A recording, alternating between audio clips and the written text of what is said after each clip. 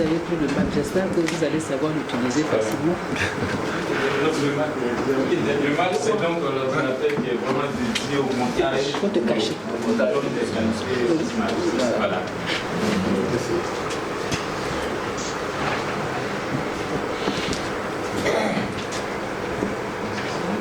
De la formation et de la recherche, on peut dire qu'il représente le ministère, qui a dit quand on te donne quelque chose, il faut déjà dire merci.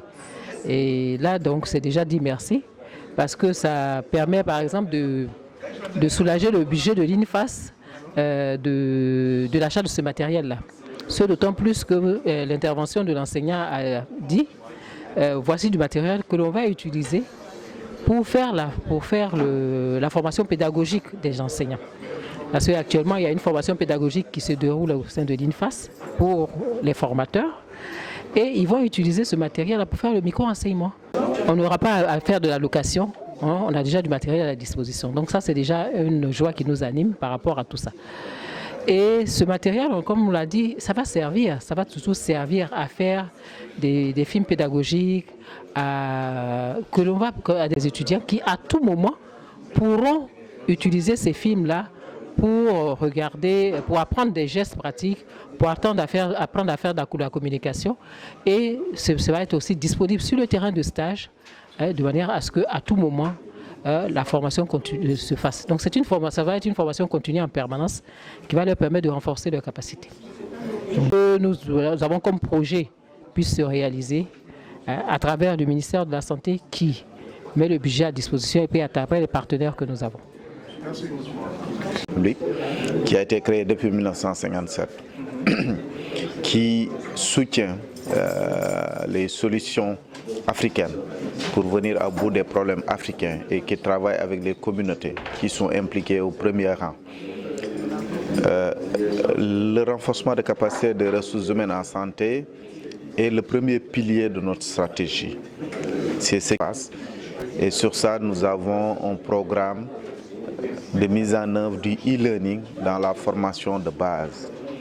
Et avant d'avoir cette idée et ce projet, nous avons réalisé une évaluation de maturité et que les priorités de la Côte d'Ivoire étaient axées sur cela.